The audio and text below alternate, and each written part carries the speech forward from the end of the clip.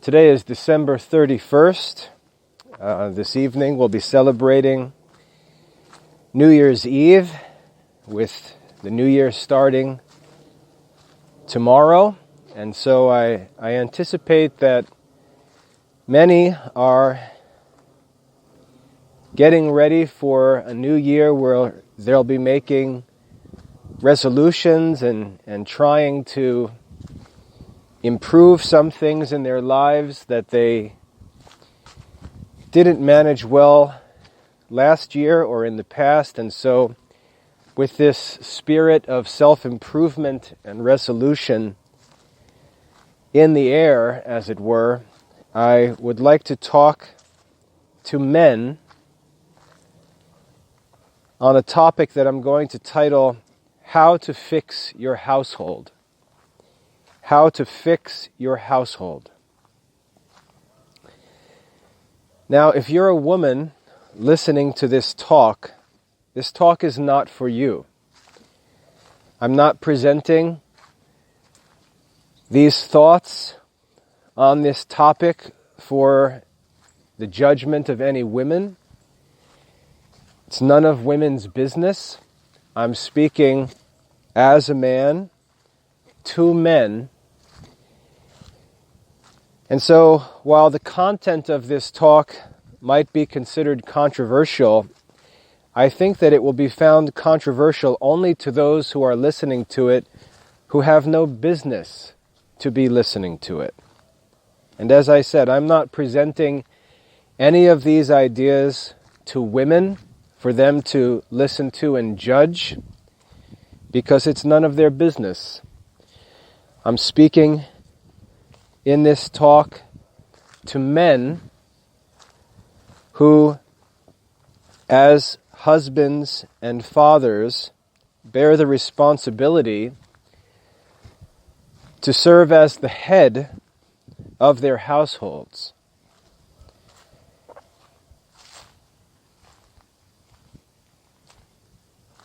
Regardless of what our society says, regardless of what any women say, regardless of what any men say, God has ordered society so that a man bears the responsibility for his wife and children. He's responsible not only to provide for their needs, not only to provide for his children's education, but he's also responsible to govern his household, to be the head of his household. While there are many responsibilities, many burdens to bear in that role, there are also many benefits. And these benefits ought to motivate a man to undertake these responsibilities with hope of enjoying good things as a result. First and most importantly, he's promised to be rewarded by God for serving God faithfully as a head of a household, as a husband, as a father. And so he should be working as the head of a household, motivated by the hope of a just reward for the work that he does, knowing that no sacrifice he makes, no effort he makes, no toil he invests will be spent in vain, but will be justly rewarded by an always present, all-seeing, all-knowing God. That's the first benefit that should motivate us to want to be successful as the heads of our households. Secondly, if a man manages his household responsibly, he'll enjoy temporal benefits as well. He'll enjoy the comfort of a good conscience. Even if members of his family rebel and resist his authority, he'll be able to go to bed at night with a good conscience, knowing that he has managed everything in his control, and knowing that things that are not in his control are the sources of problems, and being content, being simple, he won't let those things vex him or cause him to sin himself, but will be content with God's providence. A good conscience is a benefit to be gained by the responsible management of a household. In many cases, a man will be admired by his wife if he manages his household responsibly, and so the love and affection of a wife is another benefit, another temporal benefit to be hoped for. And lastly, I shouldn't say lastly, but furthermore, the admiration of one's children is another benefit to be hoped for by a man who responsibly manages his household. During the time when a man is doing the work of managing his household, he often has to oppose his wife and children, and during those times, there's stress, there's disagreement, there's arguing, there's all kinds of ugliness. But if a man is wise, if he manages his household in a godly way, in the long run, he can enjoy the benefits of a respectful wife and respectful children. And we'll talk about that as we go through this talk. What's not promised is constant peace or constant comfort or everyday happiness, in a carnal sense at least, because a man has to hold others accountable, he has to set a good example, he has to govern others, and on a daily basis there's going to be a conflict of will between a husband and a wife, between a father and his children. And those things can be wearisome, those things can be irritating, and a man has to know how to handle them. He has to always be focused on the benefits that are appropriate for a man to desire, and he has to be willing to do the work, to be patient in that work, and to persevere until it's accomplished in the end. He has to leave everything on the field, to use a sports illustration, and he has to be concerned with winning the championship at the end and not be discouraged by a bad play here or there. Now, I said the title of this talk was going to be How to Fix Your Household. I'm not intending this to be some kind of positive science of how to organize a household or how to create a household, because if you want to learn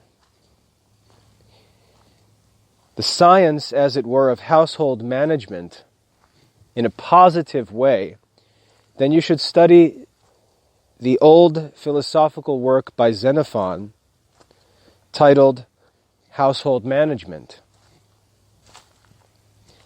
That's Xenophon's household management. The name Xenophon starts with an X. Xenophon. And it's pronounced Xenophon. Xenophon was a friend of Socrates who lived in the 4th century before Christ in Greece, and he wrote a book on household management, which is absolutely appropriate for any Christian because the principles of household management are based in nature, not in divine revelation.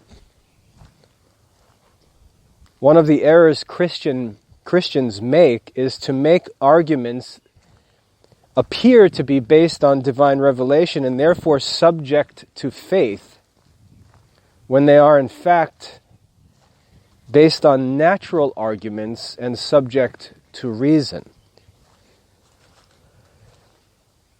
That's a different topic. So if you're interested in a positive science or positive study of household management, I recommend you study Xenophon's household management.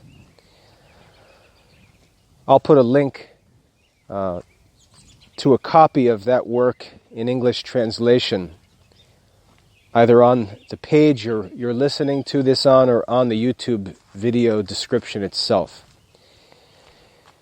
But I'm assuming that you're a man who already has established or started a household. You've already been married, you've already begun to produce children, and you quickly learn that things get out of control quickly. Most men get started having no clue what they're supposed to do as heads of households, and they think about the romance of getting married and the pleasure of producing children. They think of a fantasy-like story about what it's going to be like to have children. They think about playing with children.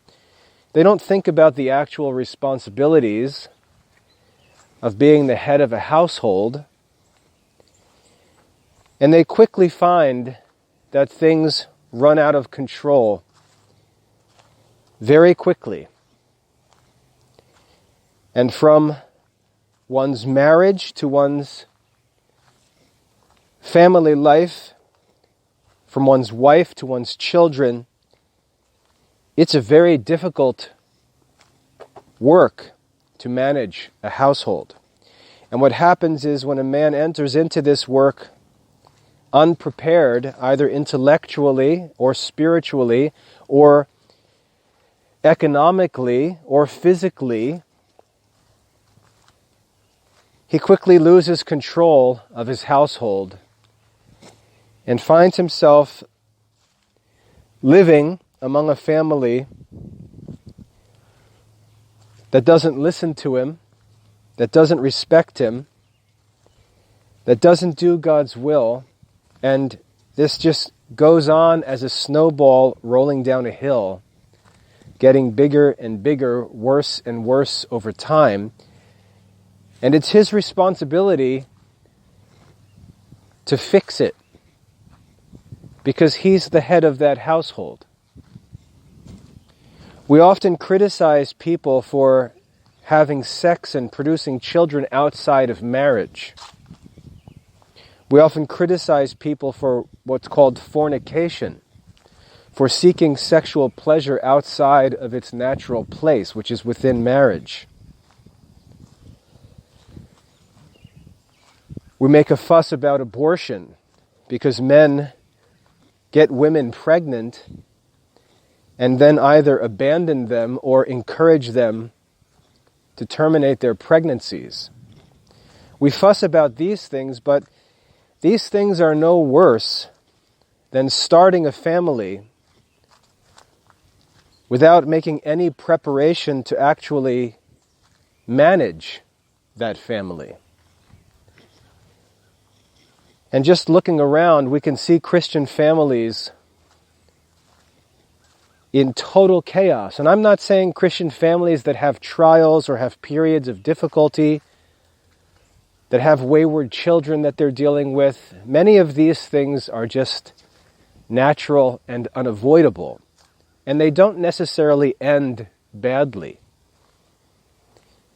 But there's a difference between a man who manages his household responsibly and has some problems caused by disobedience, either in his wife or his children, and a man who simply doesn't manage his household and lives in a state of chaos.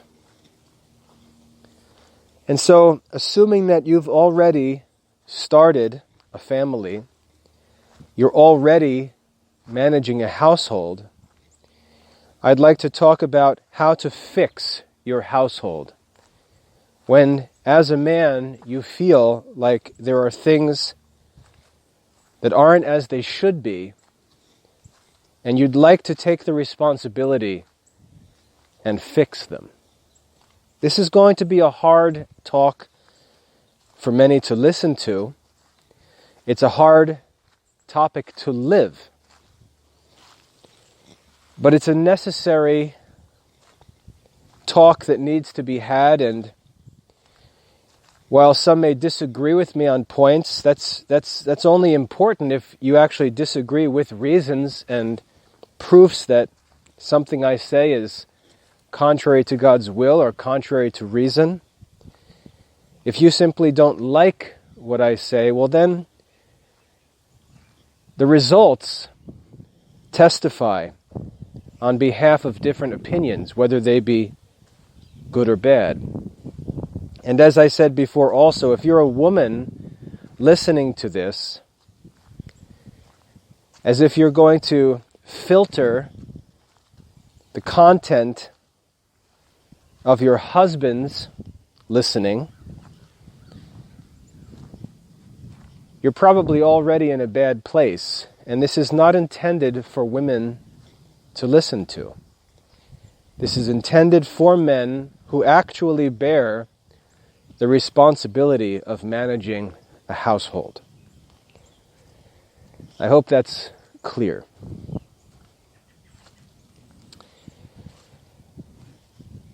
So let's say that you're a man, you're married, and you've already been given, by the grace of God, one or more children.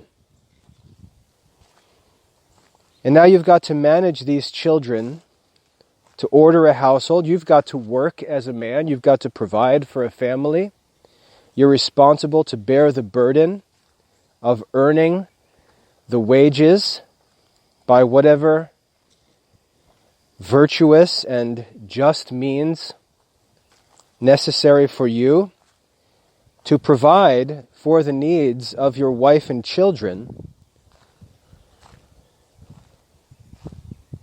And while you pursue that career of work, while you do that work, you're also responsible for the education of your children. You're responsible for their discipline, holding them accountable. You're responsible for managing your household, just as a king would be responsible for the activities within his kingdom. You're responsible for leading your wife. And all of these things have to go on at the same time. You're not allowed to just punch out in the morning, leave for work, ignore the household, spend the day at the office, cruise back home when you feel like it, and then kiss the kids goodnight, and imagine that by going to work you're fulfilling your duty. That's only a part of your duty.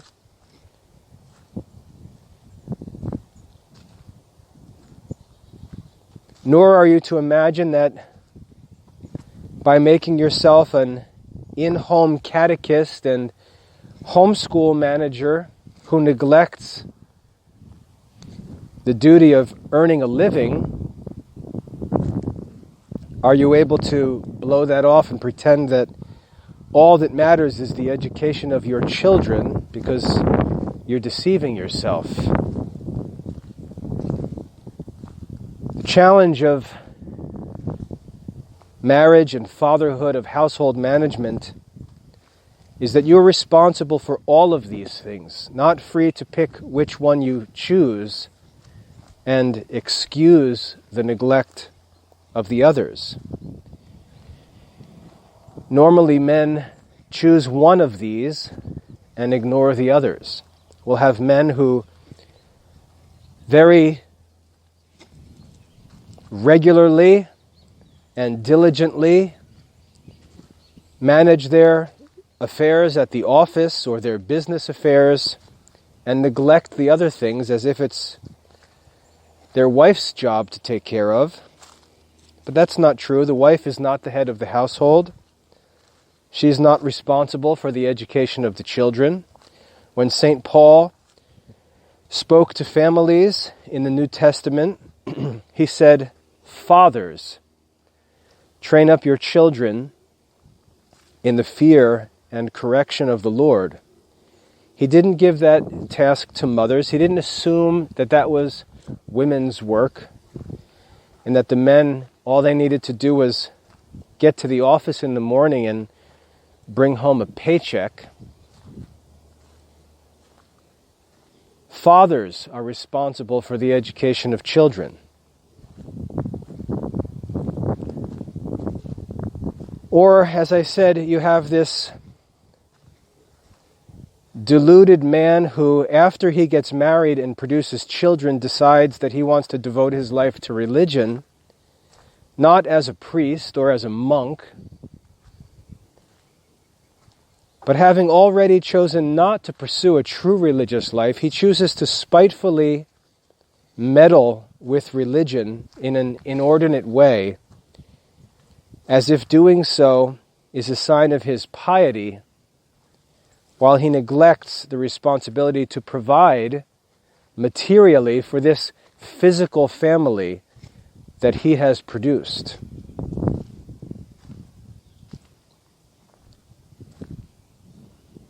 If a man chooses to marry and produce children, he's responsible for their material, physical provision as well as their education. But he's chosen in getting married and producing children to not live a religious life. But he's a member of the laity, and not only is he a member of the laity, but he's responsible for providing for the material needs of his wife and children. And we can argue and say, yeah, well, what are those material needs? And you can make a budget that would be sufficient for someone to literally survive on. But that's not to live according to the golden rule. For if you were a wife or if you were a child, you wouldn't want your husband or father to do that to you. And so in everything that we do, we have to do it according to the golden rule.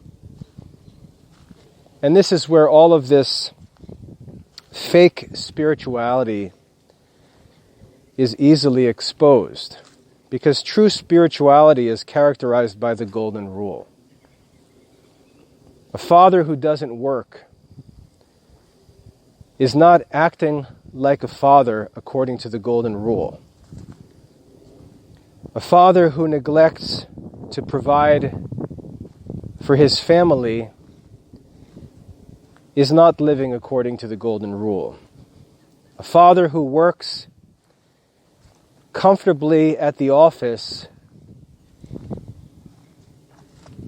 and has his paycheck deposited into the bank account while he neglects the intellectual and spiritual needs of his children created in the image and likeness of God is not acting like a father according to the golden rule. To do so requires that a man accept all of the responsibilities of fatherhood and work at all costs to fulfill them. And so you're likely in a place, because we all have to struggle with this. you're likely in a place where there are just a lot of things that need to be fixed. And you are sitting there as the head of your household, no matter how wealthy you may be. I know very wealthy men who have no control of their households, or how poor you may be. And you may just be looking at this household that you've created by your own choosing. As far as marriage and reproduction are concerned, you've chosen to do these things. And you've got a real mess on your hands now, and you're responsible for it. You've got a wife who's supposed to be led by a husband, maybe just doing her own thing. You've got children that are supposed to be managed and taught by their father, maybe running in 100 different directions. And again, all of your children have their own will, and they can choose to disobey you. I'm not denying that, and I'm always going to clarify that a man can be doing his job, can be responsibly managing his business as the head of a household, and have kids that are just flat out wicked. A good example of this is King David. King David's son Absalom was one of the worst people in the Old Testament. And yet David was a man after God's own heart. The psalmist of Israel, the man who composed the prayers and psalms that serve as the spiritual guide of the entire church to this day. He had a wicked son. Jesus had a wicked disciple in Judas Iscariot, who, contrary to all that he had seen and all that he had been taught, chose freely to be wicked and to do evil. You're not responsible for the choices that your children make, especially adult children. But what you are responsible for is fulfilling the duties as head of the household. And these are objective duties which, like I said, you can lay down in bed at night and close your eyes and know that you've done your duties.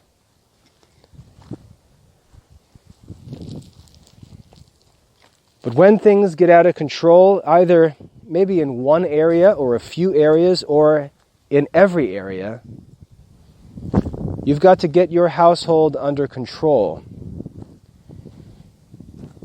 So let's talk about how to fix your household.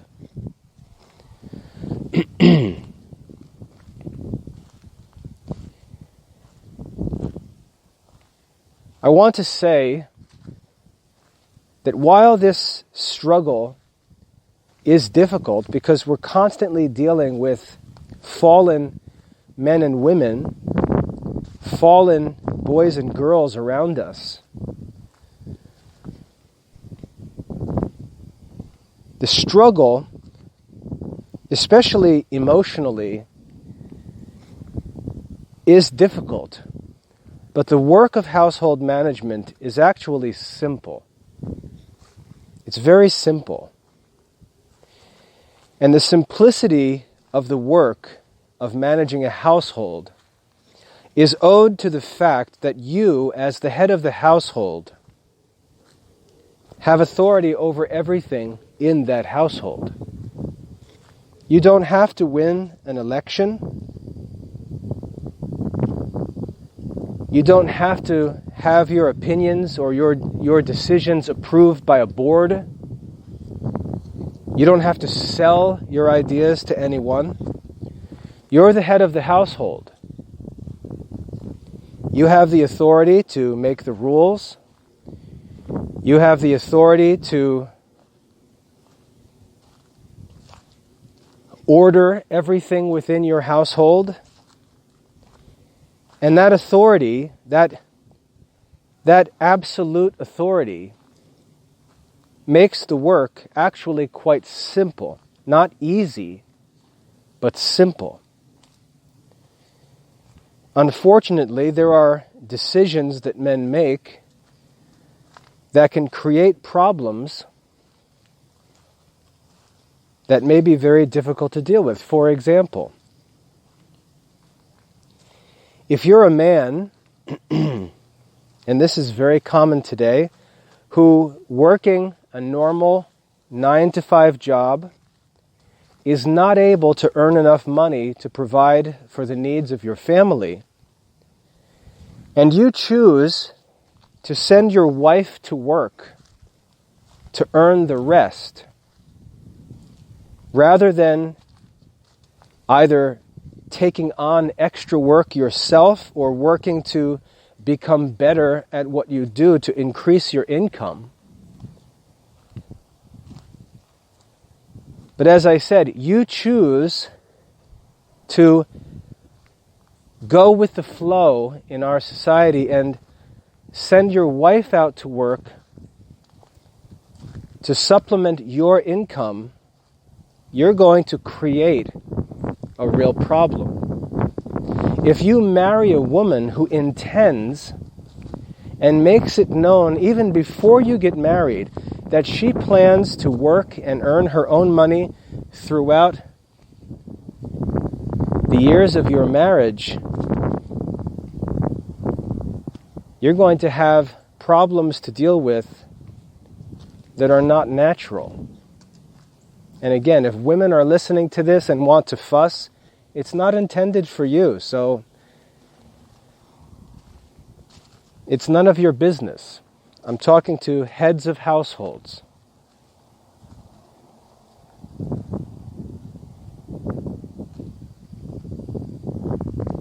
If your wife is providing for herself and your children, you are not going to be able to stand up as the head of the household and exercise the authority that the head of the household needs to exercise. If you choose to take it easy when it comes to work, you're going to forfeit your authority. Now, that's not necessarily right, and there are women who may understand that even though they work to help pay bills, that doesn't make them the head of the household. But you would need to have a saint in a woman to understand and honor that. And to be honest, if you had a woman, or if there was a woman with the wisdom and humility to live such a life, she's not going to be the kind of woman who would be interested in marriage in the first place.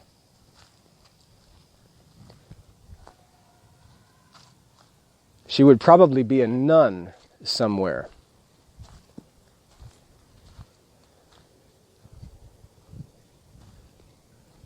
So one of the reasons why ordering the household is difficult is because by not taking on the responsibility, by not taking sole responsibility for the provision of the family, you forfeit your right to claim authority in managing the household. And again, I know that men will argue with me on this point and say, well, that's not true. Even if a wife works, her husband is still the head of the household. Well, you go ahead and enforce that rule and tell me how it goes.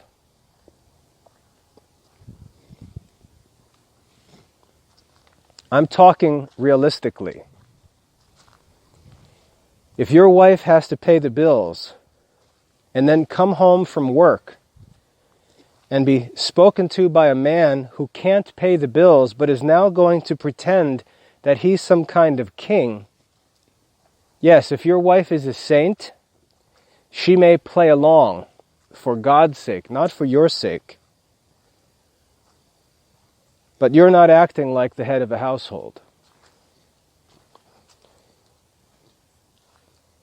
It's the head of the household's responsibility to provide for his wife and children. The reality of that work and burden and responsibility is what earns for him the authority to say what's done with the resources that he earns. It's like a king who wishes to command his subjects, wishes to command everyone in the kingdom, wishes to collect taxes from his people, but then when there's a threat from an outside enemy, he tells the people to fend for themselves. What would the grounds be on which he would command those people or demand that they pay taxes when he doesn't provide the benefits that the king is supposed to provide? Remember in early America, when the colonists chose to revolt against England, one of the principles, the principle that was argued at the Boston Tea Party, was that there should be no taxation without representation. No taxation without representation. In other words, if I don't get to have a say, I shouldn't have to pay.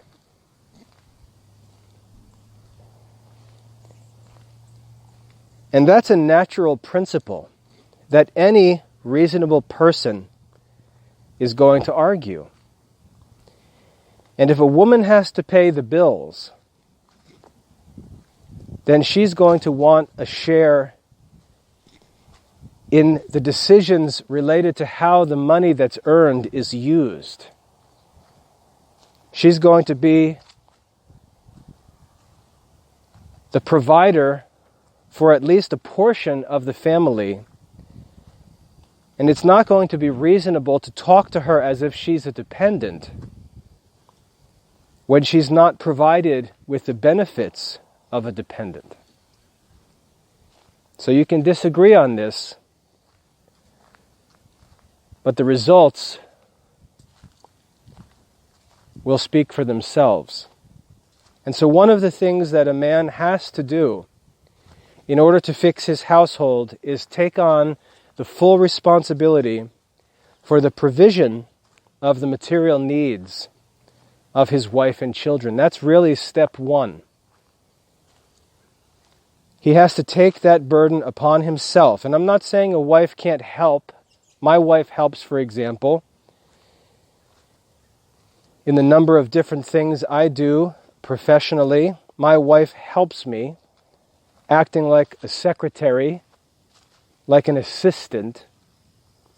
But it's very clear in our household that I bear the burden of earning a living, and it's no one else's responsibility. If the bills can't be paid, I have work to do. That burden doesn't get passed to anyone else.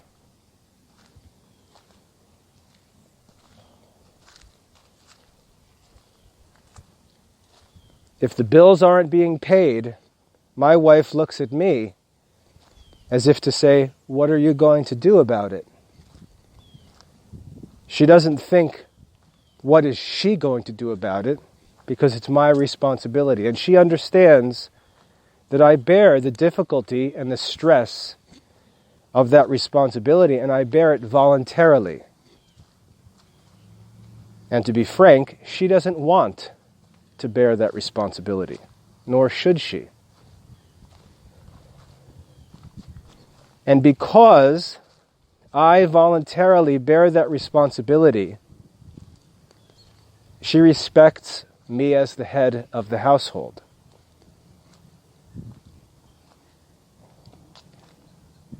The first thing that you're going to need to do to fix your household is take full responsibility for providing the material needs of your wife and children.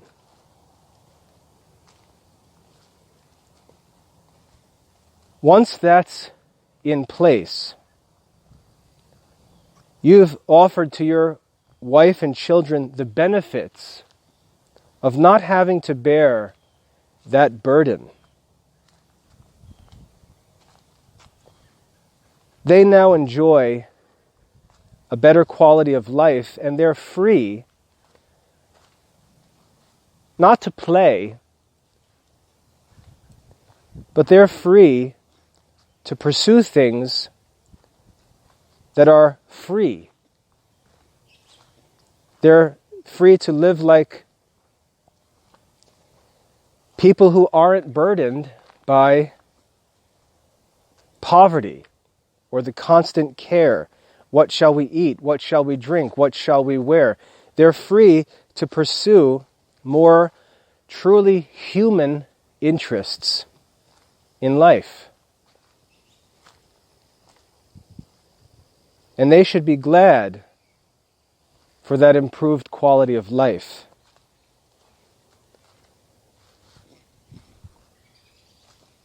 And now that quality of life needs to be ordered by the head of the household, who needs to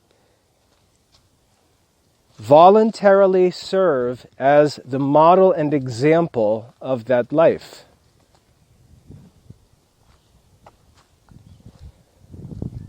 If you've undertaken the burden of providing for the family, that's great. But now you need to undertake the second burden, which is to serve as the model of the Christian life. This does not mean that you need to lead every prayer or that you need to teach every lesson, but you need to model the virtues and the priorities in life that you wish to ask from your wife and children.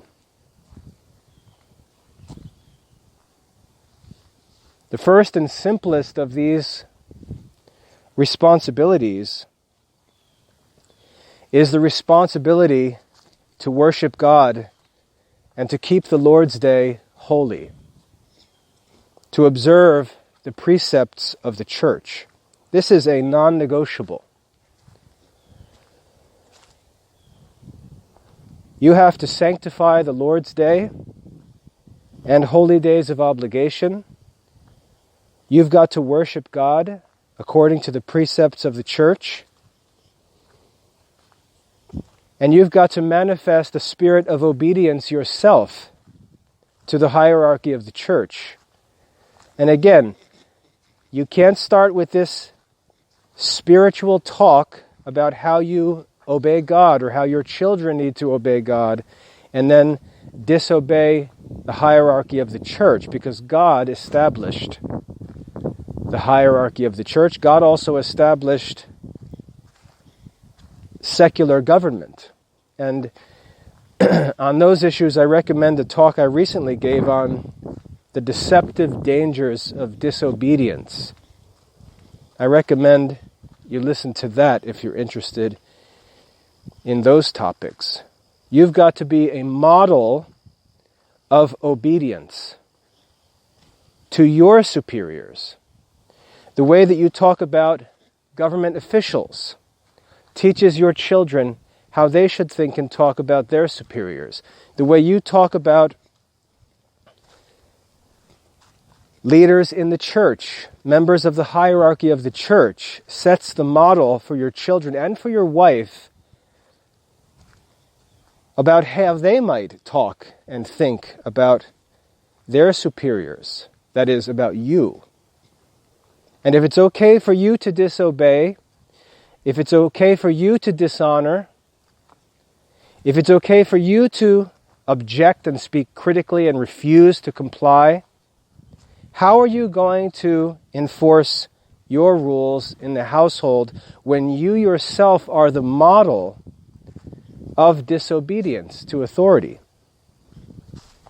You will create your own problems, and your household will not obey, because any time that you demand obedience, everyone standing in that room will know that you are a hypocrite. They may not say it to your face. They may not outrightly defy you, but they will know it, all of them. Your wife and your children will know it. And obeying you will be grievous.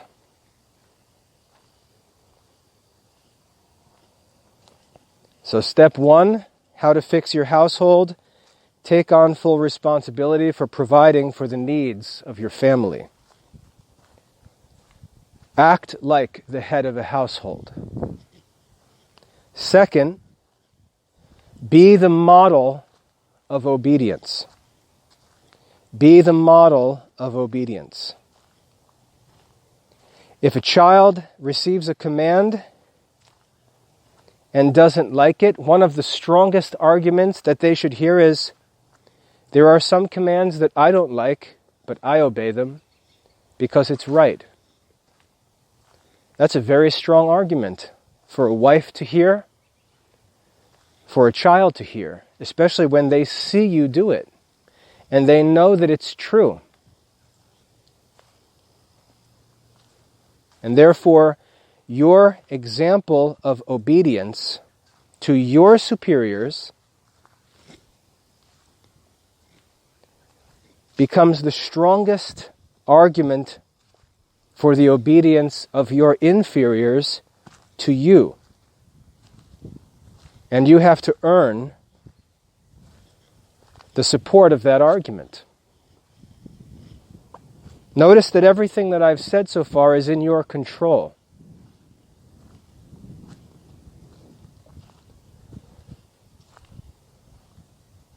Now, the third thing that you need to do is you need to actually provide direction and order for your household. What's the family schedule?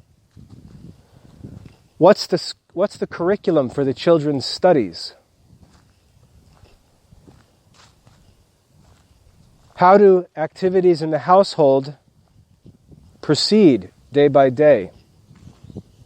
If you were to look at the military, you would see all of these things ordered by superiors. All of the preparation would be made, all of the planning would be made, all the provision is made, and the soldiers are commanded in a hierarchy of offices. The household works the same way.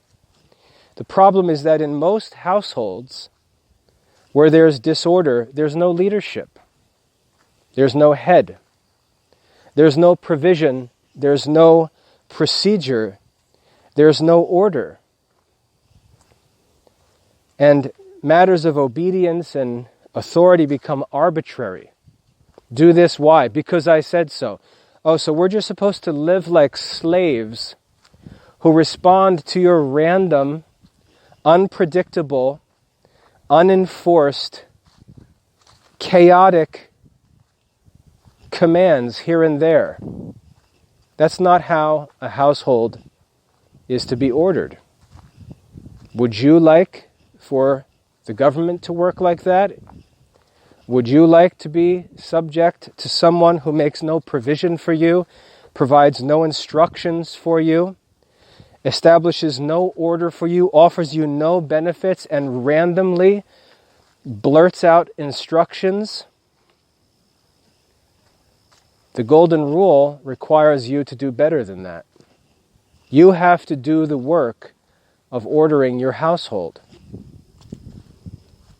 Now, if you take on the responsibility of providing for your household and you're responsible to work productively and profitably in the world, you'll gain the practical wisdom that's necessary to order your household. After all, isn't your business ordered? I'm sure it is if it's profitable. You should already understand how to order a group of people with different offices to delegate responsibilities. You do it at work, or you see it done at work. This is one of the reasons why men who don't take responsibility for providing for the family end up without the practical wisdom that's needed to order their own house. And this is one of the reasons they also can't earn a living.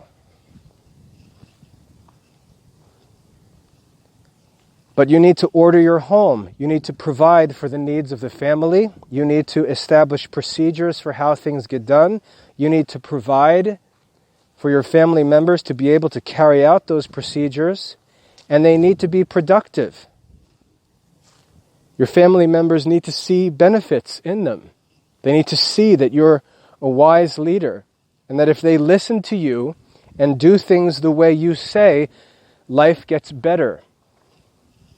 They should see that. If a certain area of our life as a family starts to get out of control, my wife will come to me and say, Bill, will you please look at this and take control of this, because I know it will be better if you manage it. My wife will come to me and ask for me to take over something that's out of order, that she feels isn't operating as it should. And it's my responsibility to do that. But as I said, my wife will ask me. She'll seek me to do that. Because she believes that if I do it, I can make it better. I can fix it.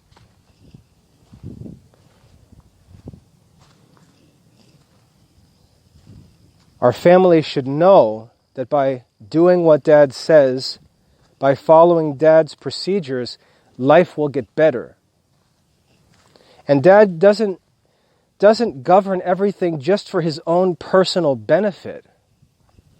He's also seeking the benefit of all of his family members, so they know that they have something to gain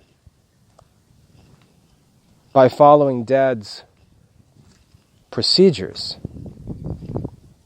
Dad can explain to them, not that he always needs to explain, but he can explain to them how doing something this or that way, or following this or that schedule, will bring them benefits in the end. And they should see that. And when Dad loses control of something, or when members of the family start to disobey what Dad said, they should immediately start to see it getting worse. This is how real authority and real respect are gained by the head of the household. So you've got to do the work of actually ordering your household. You have to get the wisdom that's needed to order the household. You need to establish the schedule for yourself, for your wife, for your children. That schedule needs to be realistic. It needs to take into account the fact that there are different people within the house, different circumstances, changing circumstances, even seasonal circumstances. It's something that you need to always be working on. You need to manage the family finances. You need to have a budget. You need to know what's being earned, what's being spent, how it's being spent, how it should be spent, and you need to order the finances. You need to take responsibility to manage things wisely. And that's not to say that you need to do everything.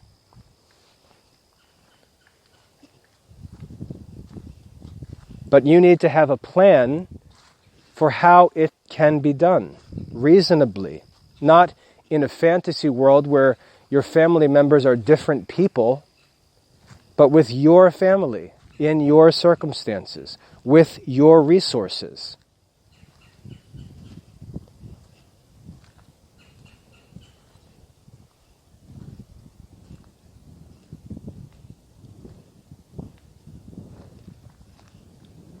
So that's the third thing. I believe I've given 3 so far. First, you need to take responsibility for providing for the family.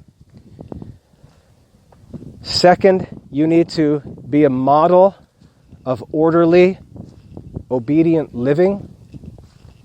Third,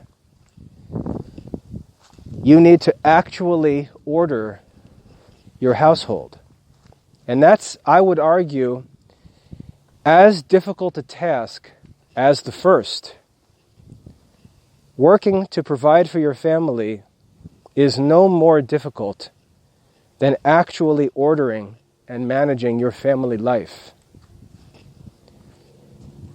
When you're home from work, if you've got fixed hours for work, when you're home from work, you should be working on family finances, on schedule management, making sure all the work in the household's being done, studying to figure out how to solve problems in your household. There's no time for you to flop on the couch and entertain yourself as if you've got everything taken care of. If you've got a bunch of little children, this is especially true for younger men who have young children, where basically you need to feed them, bathe them, tuck them into bed and let them play.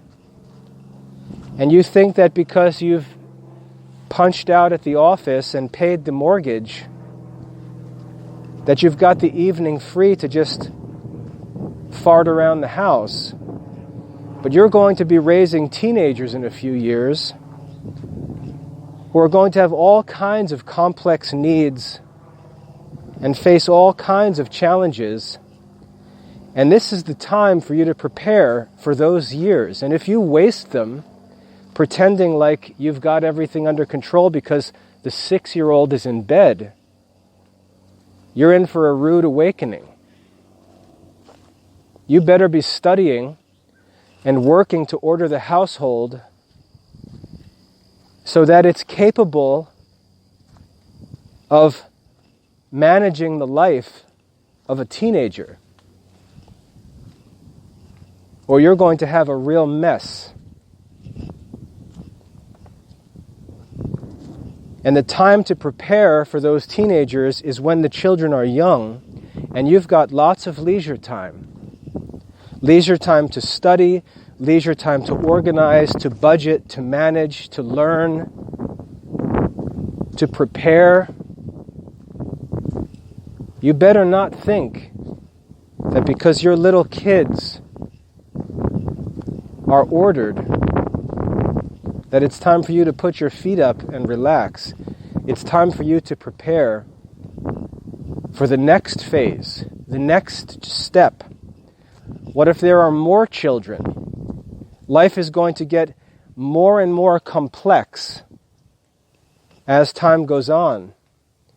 And the only way that you're going to be able to handle that complexity, listen to this carefully, the only way that you're going to be able to handle that complexity is by growing step by step and by adjusting your family life, your household management, step by step through the years, becoming more complex as the family itself becomes more complex.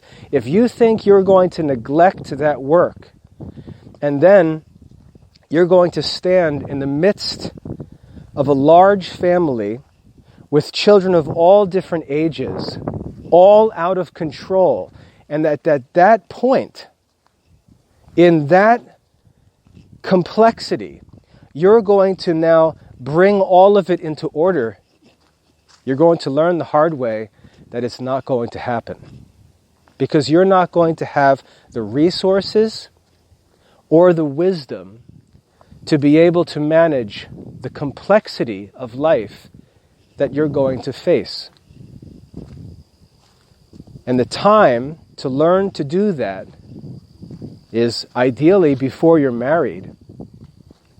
But then, to continue to study and improve your household management, day by day, week by week, as your family grows and becomes more and more complex.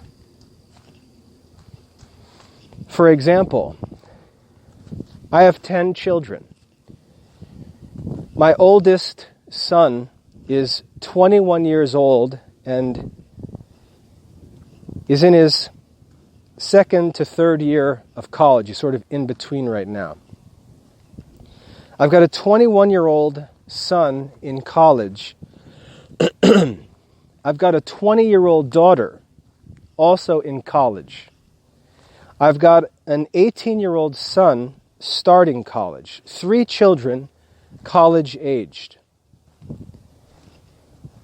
We've got to manage their professional preparation. We've got to manage their religious lives.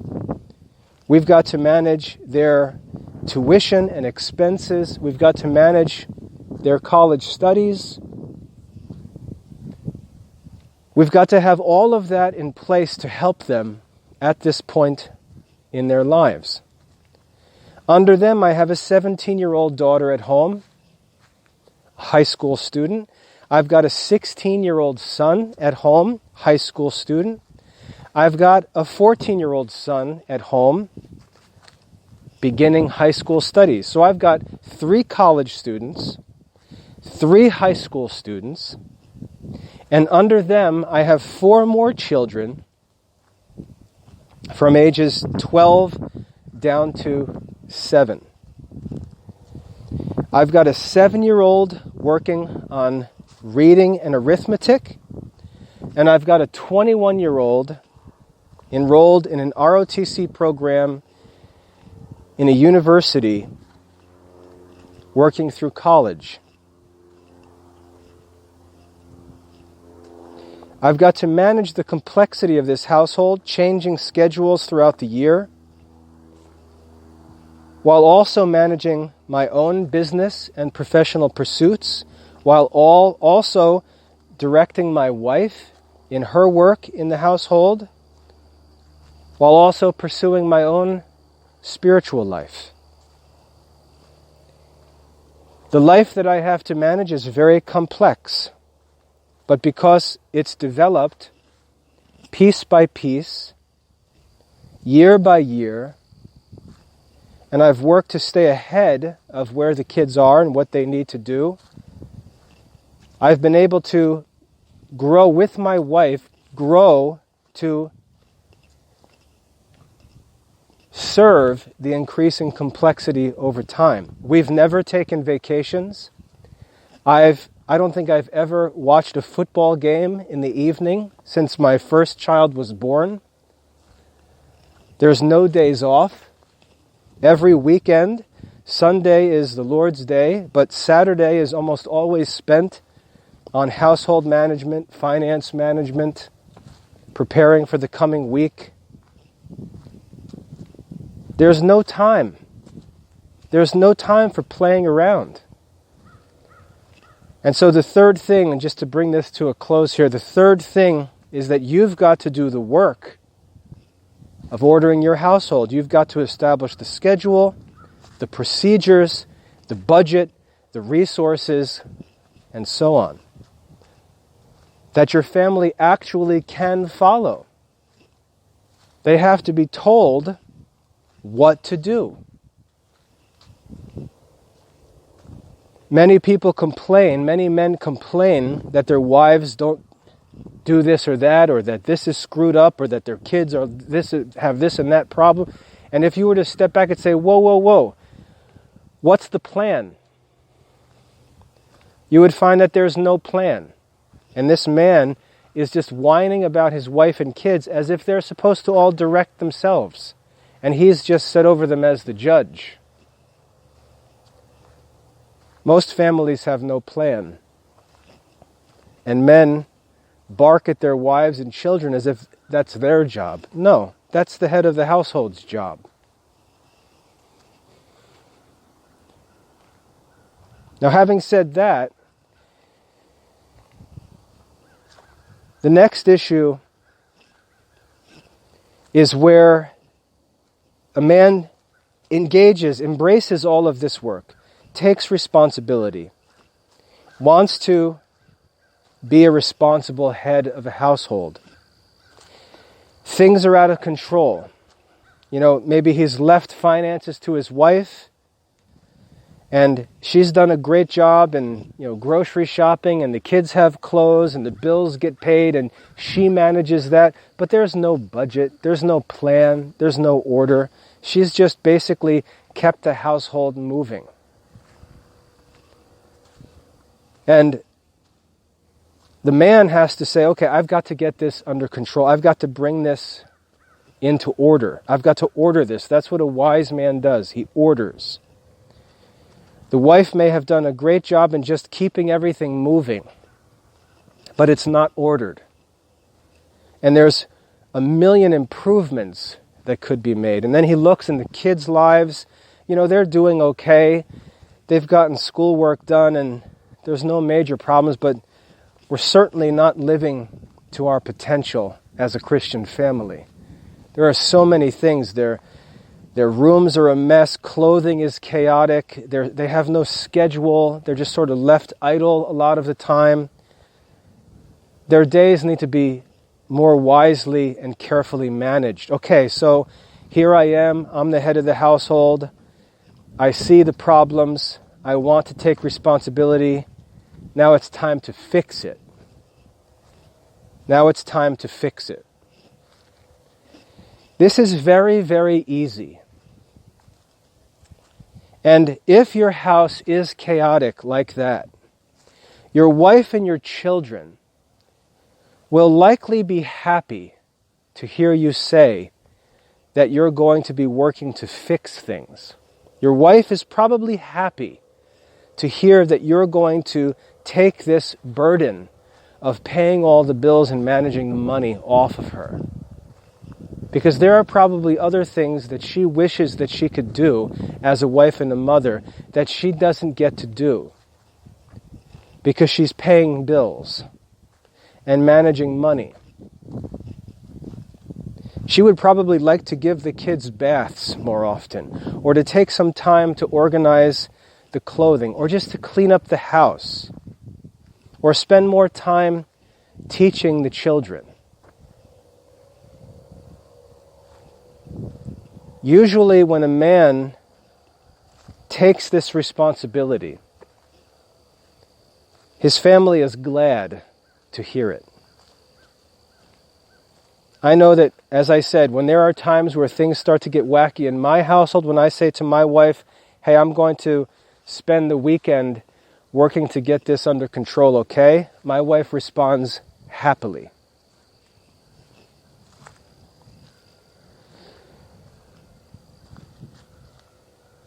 Our wives and children are going to have to accept some changes. We have to tell them that we're going to be changing some things. They have to be willing to roll with those changes. But we have to take responsibility for figuring out what needs to change and making those changes. Now, the reason why this is easy for the head of a household, if he provides for the family, is that the head of the household is like the source of a river. The head of the household is like the source of a river. The head of the household, the decisions and the actions that he makes affect everything downstream. Many of the problems downstream cannot be fixed downstream.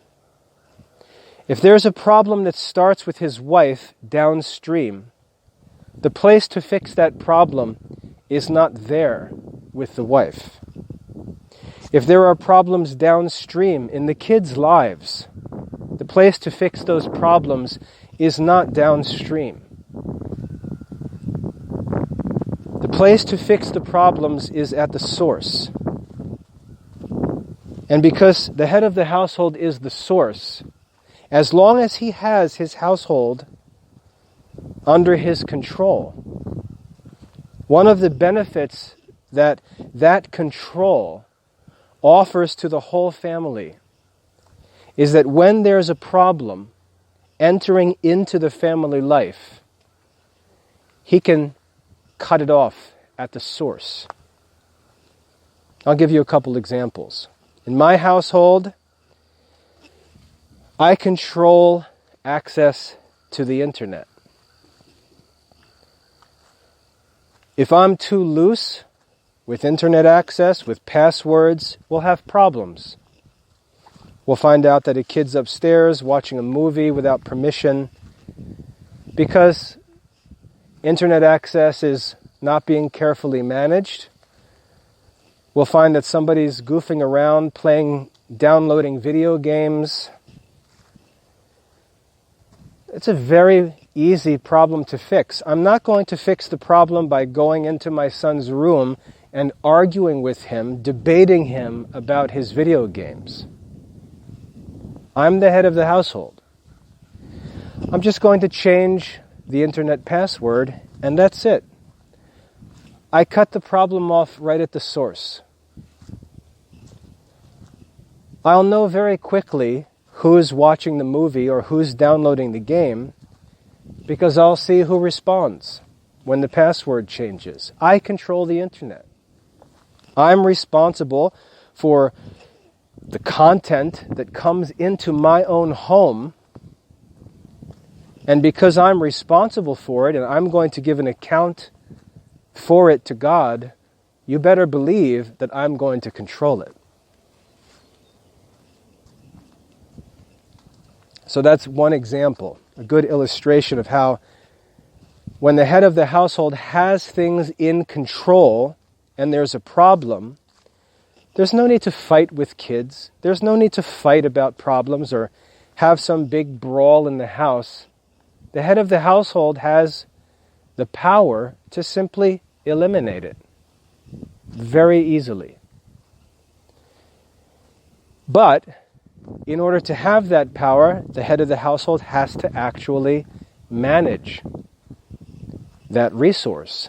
The same thing is true with finances. If I were to give my wife a debit card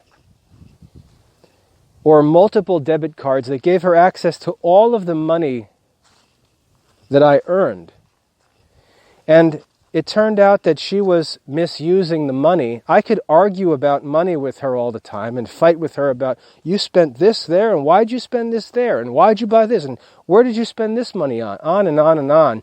I could argue with my wife about every expense, every dollar after the fact. Or I could just control the money. I could say to my wife, this is your account. Every month there will be this amount of money in that account for all of these things that you need and the kids need that you need to purchase. And that account is for your expenses. It's for you to use. And so if my wife goes to the store, she's got her own account, her own debit card. She knows what the balance is. She knows what the kids need. And there's no fighting. There's no need to argue about it. I earn the money. And one of the reasons why it's important, let me just say this, because I know this will get people upset.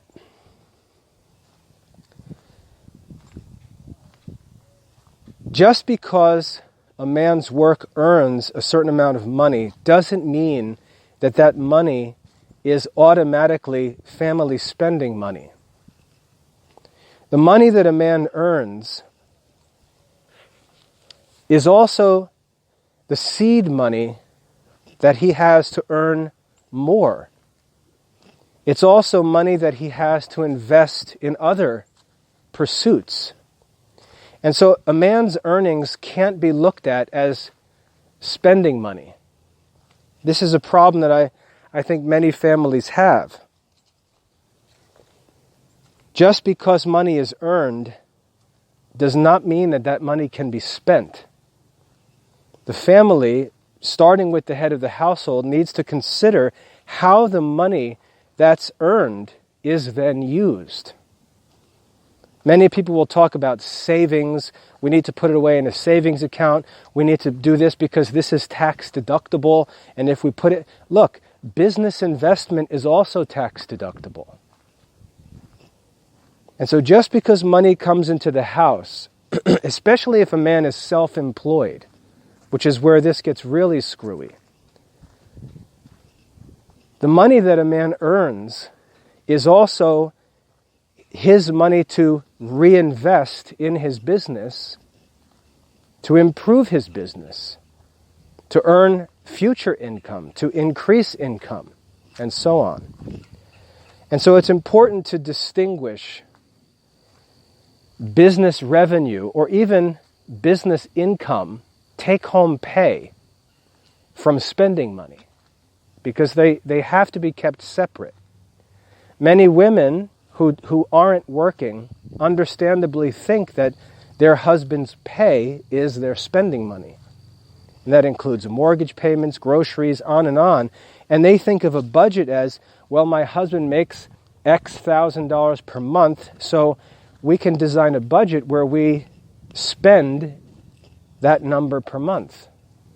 But that number is also the seed money for future income.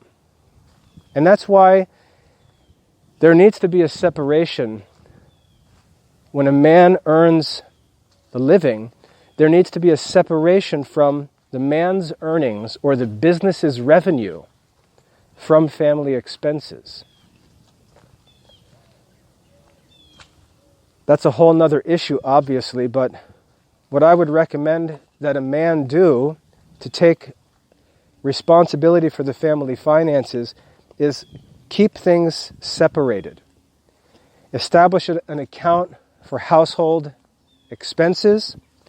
You don't need to bother your wife to itemize and categorize every single expense, because the money put into that account is just assumed to be personal expenses. You can, for example, if you were to transfer $1,000 from your business account into your family account, you could just categorize that as owner's draw if you're an owner, or you can categorize it as personal expenses. You don't need to know that she spent $4 at the gas station to get the kids a drink, and she spent $12 at Walmart to get a pillowcase set, and you don't need those details. It's categorized as personal expense. The IRS doesn't care what you spend your personal money on. They simply want to know that you spend money personally. Keep your accounting simple. If you want to categorize for the sake of management, that should already be done before money's transferred to that account, because that money should be transferred based on what the budget requires. Your wife shouldn't be responsible to pay the mortgage or the utilities bill. All of that stuff can be paid on your side. The wife simply needs money that she needs for her daily activities, for her shopping and spending, things the kids need throughout the week. You should have that figured out beforehand and simply provide your wife with the money that she's going to need. And again, to do so according to the golden rule, not to give her $10 less than she needs every week, but to provide for her and the children to be able to do what they need to do as you would like yourself to be provided for. But again, as the head of the household, you control the source. You control the source.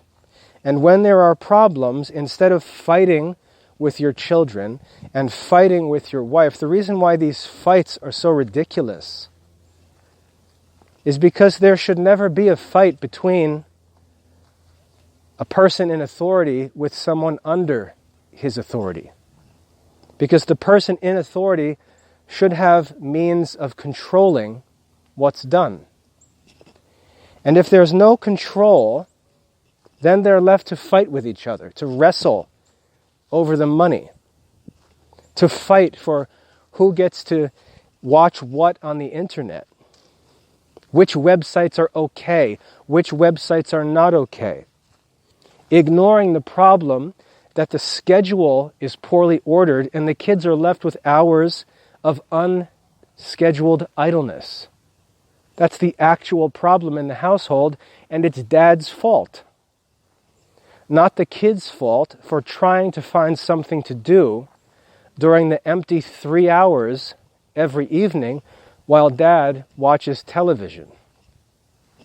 That's dad's problem.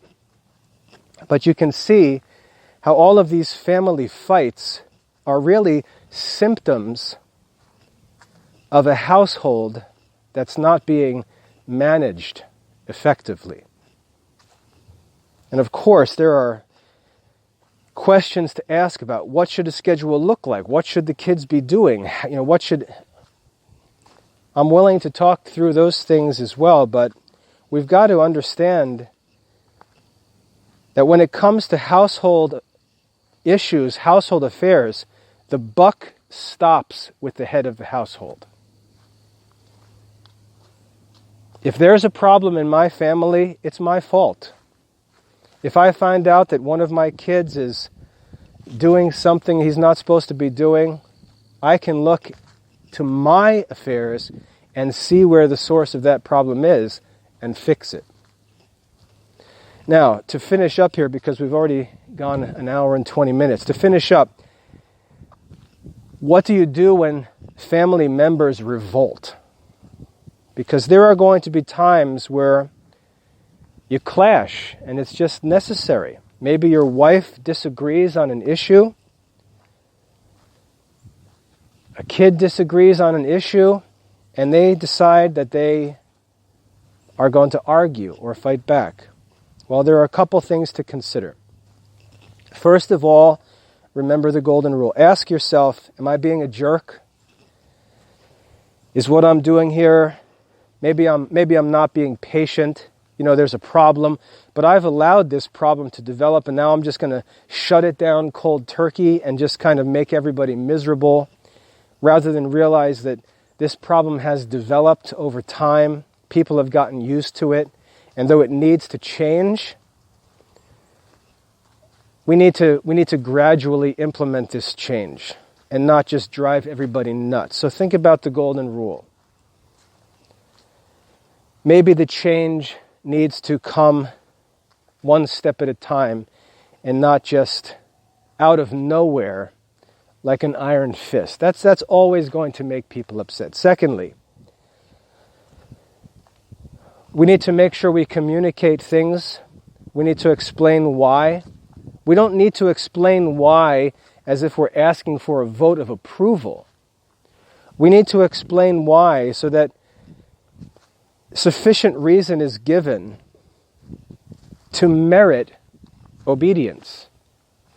In other words, we should be able to give our wife or children sufficient reason that would enable them to submit to our decision. Again, if we do so, and this is why you have to be a wise man to manage a household, because how do you even know if you've given sufficient reason if you don't study reasoning and philosophy and rhetoric? You need to study. If I know that I've given my wife sufficient reason and explanation for why I'm doing something, and she just chooses to oppose my will with her will, that's her own disobedience, and I can't control that. That's her own moral choice. If I say this is the rule and she chooses to defy me, the consequences are hers. She's to blame for the effects of what she does. And I have to consider how I control that situation. Not by fighting with her, but by simply controlling the source, as I said before. But we've got to be reasonable. We've got to provide our wives and children with sufficient explanation so as to merit their obedience. To take away excuses for disobedience. That's our responsibility. We should be able to give them some confidence that going along with us on a certain issue is in their best interests as well as ours. So we've got to do that. And then thirdly, like I said, there are going to be times where for us to do the right thing, our wives or our children are simply going to rebel. And that's an issue between them and God. Jesus warned his disciples, as he called men to follow him, that the enemies of a man would be the members of his own household. And sometimes we're going to learn that the hard way. That in order to pursue God's will, or to bring your household in order, or to live justly and temperately, in order to distribute the resources among all family members and not just channel them all to one selfish person, you're going to have to make someone upset. Not that you intend to make them upset, but because their selfishness is going to lead to a reaction that's unpleasant.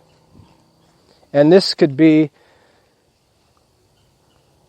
along a whole spectrum of different degrees of severity, from a person just crying and throwing a tantrum to someone packing up and moving out of the house. Every individual person has free will. There's no way to make a person, other than yourself, a Christian. There's no way to make a person do this or that except by physical force, which in many situations is not appropriate. But there are just going to be times where someone chooses to refuse to obey. Now, what needs to be communicated, and if a wife and a husband agree on things, this is very simple to communicate. A man's authority applies to his own household. It applies to his own house, just as a king's authority applies to a kingdom. Only his kingdom. People living in the kingdom next door have no obligation to obey the neighboring king. A king is responsible for his own people, and his own people are obliged to honor his authority. Likewise, a man has authority over his own house, and it's temporary because the children are able to grow up, become adults, and create households of their own. And so what men need to communicate to their children is that if you don't agree with me,